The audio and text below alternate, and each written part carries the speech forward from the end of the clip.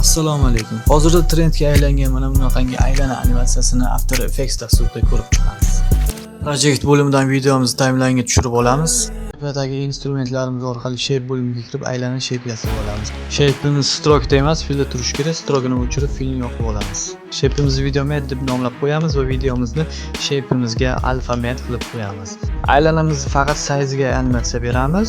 Boshda keyframe'imizni oxiriga olib borib qo'yib, sayzini kattartirib olamiz toki ko'rinmaguncha. Keyframe'larimizga easy beramiz yumshoq animatsiya bo'lishi uchun. Endi new bo'limdan null obyekt ochib olamiz.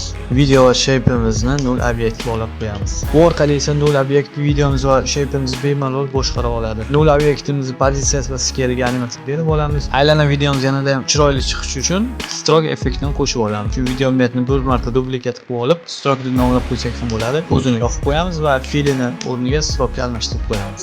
Stroke shape'imizni animatsiyalarini o'chirib qo'ygan holatda sayzini ozroq kattalashtirib qo'yamiz.